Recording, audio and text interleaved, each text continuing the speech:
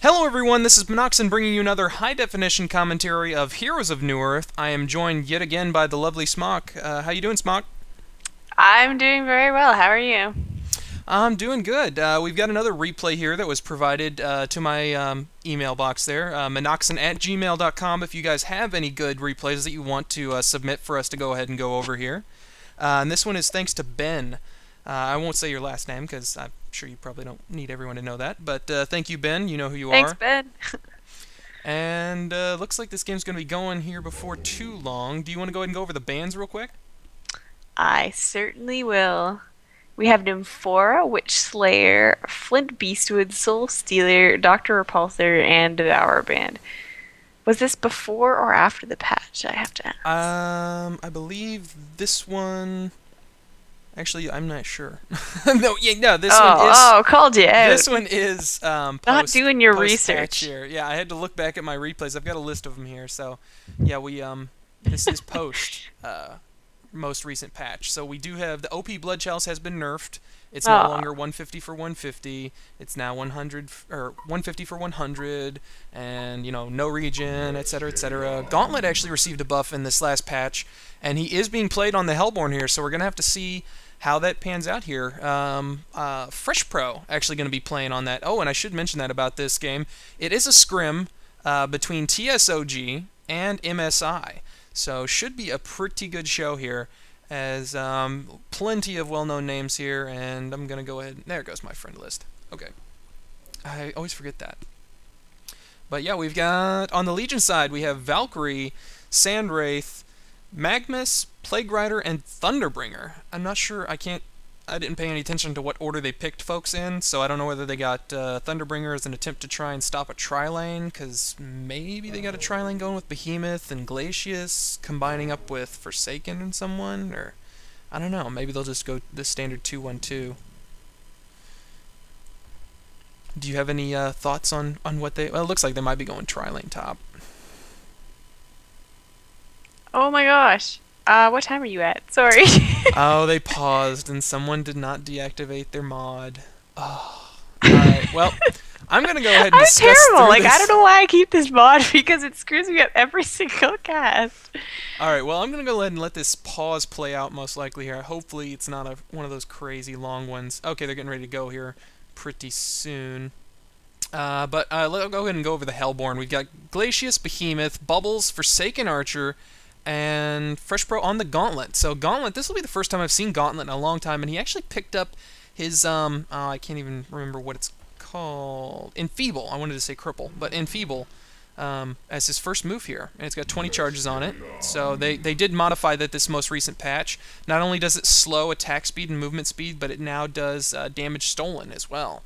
And I am currently at, the timer is ticking down, and it's at 48, 47, 46, 45, 44, 43. Okay, great, thanks. Alright, no problem. And yeah, so I'm definitely, I love Gauntlet. I suck as him, but I really loved it whenever he could combo all of his moves together like instantaneously and do like 900 burst at level 6. So unfortunately they did decide that was a little OP and have reworked him several times, and this is the final result here. So I'm definitely excited to see freshpro on him as well. I'm sure we'll be seeing some smackdowns with the Gauntlet Ultimate going out there. And maybe some an actual smackdown with it. Yeah, smack him down with the Gauntlet Palm. Well, there are two things I'm excited about in this game, and one of them is definitely freshpro on that Gauntlet. Watching him play that'll be a lot of fun. And the other thing is going to be seeing Sandwraith, seeing Away playing that Sandwraith. It'll be very interesting to see how he's used. We don't see him a lot in competitive play, and I'm excited for it. Yeah, I've actually been lucky enough to see a couple of casts somewhat recently where Sandwraith has come out, and if I remember correctly, I think they were the Dirty Minds vent casts that are on Han replays there, so you guys might want to go check those out if you're jonesing for some Sandwraith play. I believe a couple of those had him in it, so you might have to check those out. But yeah, Sandwraith, one of those that was very popular once upon a time in competitive play due to his, I believe it was his Dissipate doing true damage, I believe was what it was. That was before my time in competitive. As we've got Sandwraith coming down to try and do something to Bubbles, maybe? Nope, he's just making a lane change, coming down here, joining up with Thunderbringer. That's kind of odd. I was not expecting Thunderbringer to be going bottom in that scenario. I thought Thunderbringer was going to be going middle to get that nice early farm going. Yeah, I'm a little confused about their lanes here. They have Plague Rider soloing top. Usually you would like to see, well, you would see Sandwraith being babysat by Plague Rider in this bottom lane, as opposed to Thunderbringer being down there and Thunderbringer soloing. But obviously they've rotated everything around to try and combat this tri-lane up top, but only putting one person, but actually Plague Rider's taking a lot of harassment in the top lane. But Yes. yeah, I don't know. Yeah, They must have just reorganized to try and fight the tri-lane, which is now disintegrated into a dual lane in mid. Well, that's kind of it's I don't know, it's odd because they did essentially have a tri-lane of their own setup. You know, they had the Plague Rider, they had Magmus, and they had Sandwraith. And I guess they just thought that there was no way they were going to be able to beat Forsaken plus Glacius, and who was with Behemoth, I believe was the other one that was there. And Gauntlet coming middle here to join up with Behemoth as well. This is just bizarre lanes. Well, yeah, they've been rotating a lot, and I think the philosophy behind the whole tri-lane issue is if you can't beat it, don't try. And so only send one person against the tri-lane. Obviously, they're going to win that lane, but that means you're going to win the other two because it's going to be 2-on-1. So that's what we've seen a lot to try and combat the tri-lane in competitive play. And I don't know, I think that's what they were going for, but now it's just crazy. Actually, Bubbles is going to be in a little trouble. Actually, he'll be okay, never mind. In the nice use lane. of the, what is it, take cover in here? Yeah, take cover. Yeah, saved his life there. To save him from that last chance of the Thunderbringer nuke coming down on him, as he did go ahead and use his Shell Surf, I believe is the other move. I'm more used to the puck variations. But he managed to get out of there without eating any more nukes. And Forsaken Archer's pretty much, I'm going to guess she's going to be having her way with this Plague Rider up here. She's 13-9. Plague Rider, of course, is 0-4. I mean, he has gotten some denies off, but really, they weren't expecting much of this, to happen in this lane once they left it. So I guess that's kind of why they left Plague Rider up here to his own devices. But Glacius has actually been pulling this constantly here. He's got a triple stack now going in this creep camp up here as well. So he's been staying busy, I guess, and making sure Forsaken gets plenty of farm. Yeah, for sure. Glacius has been... And we do actually have the Bloodlust kill in the middle lane. I hope you got that, Aki. Yep, I did manage to catch that. The grapple coming out from Gauntlet being followed up by the Infernal Instability. I can't remember how much damage that does. 180 right now. And then, of course, that was finally wrapped up with a Behemoth Fisher Stun coming out to finish out the kill there. So the Bloodlust kill going out onto Magmus there. And I think Behemoth picked that up with his Fisher, so... we've got an early little bit of an advantage in favor of the Hellborn, but it's just going to take one more mistake from some other player to turn that around almost... Whoa, look at all the stacking! Glacius has been just about to mention that. busy. Glacius is triple stacked this forest already, so whoever cashes in on that is going to get a lot of money there. But I'm still a little miffed as to why they're leaving this Plague Rider all by himself, allowing him to solo in the top lane. I don't know... Like, he doesn't need the farm, so I'm not sure what they're going for here. I think they were anticipating that since, Forsaken's up there and Glacius has kind of been just peeking around there, they thought that it was going to be a tri-lane or even a 2v1. So I don't know why on earth they would put Sandwraith and Thunderbringer bottom. That's what's really got me. I would figure that you would want to take one of those and swap them out for Plague Rider, because Thunderbringer could probably keep enough harass on that Forsaken Archer that she'd be forced to back.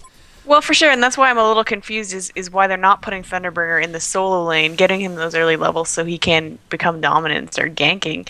And, I mean, Plague Rider, sure, you get him to level 6 and that ultimate can be devastating, but Thunderbringer is going to benefit a lot more from those solo lane levels than Plague Rider. I guess they're just so worried about this Trixie on Bubbles. I'm not sure that I'm aware of Trixie being a devastating Bubbles, but apparently they seem to be focusing on this lane to try and keep Bubbles from getting any farm, which doesn't seem to be working tremendously well. I mean, it's nowhere near Forsaken Archer, who's now 29-17, but Bubbles sitting at 16-2 versus Thunderbringer, who's 5-4, and Sandwraith, who's 23-4. So pretty much, I guess it's pretty balanced down there. Not really, you know, the 2v1 panning out all that well.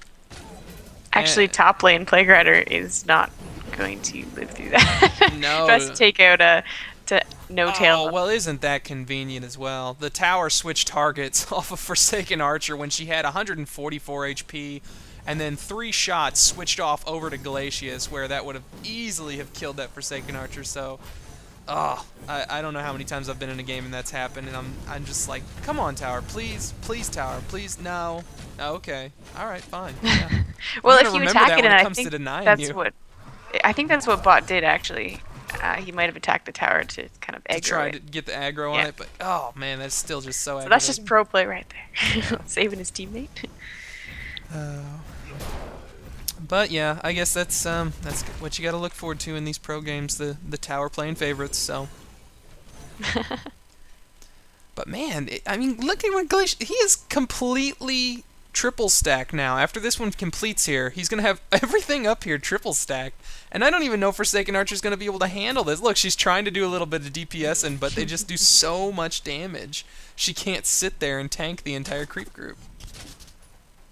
Yeah, it's true, and she's gonna need help eventually to take out all these stacks, but it will be a lot of money when she's able to do so. And experience, too. It's kind of a little bit unfortunate, though, because by creep stacking every single camp, it basically does limit your ability to, you know, even do a little bit of farming. Oh, and bottom we got Sandwraith going down to the Bubbles ultimate, and Song of the Sea as well was used there. And middle, we've got Gauntlet duking it out with Thunderbringer, and Thunderbringer's trying to take him down. Not going to work, though. He does get the smackdown, of course, in classic Fresh Pro style. He has the haste on him there. I guess that's probably why he's being a little bit more aggressive than usual. And he went the bottle route. I guess that's a pretty typical pickup on Gauntlet, but the times that I've seen him recently, they've been using the Blood Chalice. But, of course, Blood Chalice also being nerfed in this patch. I'm actually kind of curious on that. I wonder how many people are actually going to bother picking up Blood Chalice this game. I wouldn't be surprised to see... Yeah, of course, Prush is probably going to prove me wrong, but I wouldn't be surprised if he actually went both Bottle and Chalice. Now, I'm not sure exactly on how the regeneration negation effects They did work change on that, yeah. So I don't know whether you'll actually be able to drink a bottle charge while your Blood Chalice is on cooldown. And we got middle again. Gauntlet going in with double damage this time and putting some hurt onto Thunderbringer and taking him down yet again. So, I am very disappointed in Fresh, though. That was not a smackdown. Actually, with as quickly as that was, it might have still been on cooldown. Yeah, I guess. Yeah, I think it's 60 seconds on the cooldown there. Oh, what did we have? Bubbles just barely living in the forest there. With 33 life, was managed to take out Playgriders, chasing him past the tower. Oh, darn you. I went to go look at Bubbles and then Magnus died top, but yeah. Oh, sorry. That's alright, so I just missed all of the action there. I came in too late on the Bubbles action and came in after the fact on Magnus. But we do now have it as 0-7, as the Hellborn has a pretty hefty lead so far. I mean, it's not huge, but, you know, 3,000 experience and 3,000 gold at this point in the game is going to matter quite a bit. So, you know, late game it's obviously nothing, because that, you know, a few hero kills will change the tide of that quite easily. But Magnus going to be trying to get on. He does get onto Glacius there with a stun and a 2-second arrow following it up. So they're going to combo Glacius down. And Sandwraith going down yet again. He goes down to the Bubbles, and Gauntlet here yet again. He used his ultimate for the nice stun and extra damage there. So nice to see Gauntlet getting some good use here. And, you know, Gauntlet is another one of those. He's basically kind of like a Thunderbringer. If he can get the early levels to where he has his combos and everything up, he's so deadly. He can just do so much magic damage in a combination there. Yeah, for sure. And it's exciting to see him. I don't know. I just like watching new heroes. Yeah, I'm kind of curious as to whether or not with this... Oh, and top we got Magnus coming out on the Forsaken Archer. A 1-second arrow going to be following it up. And, oh, the Steam Bath is going to be enough to finish the job there, I think. I didn't actually see who got the kill on that. It didn't even... It was Valkyrie. Did it? Okay, it didn't show up on chat on mine. I don't know whether really? mine glitches or what, but... Sometimes it doesn't. See, now it showed Trixie got the tower, but it didn't show any text on my screen for who got the kill. That's bizarre.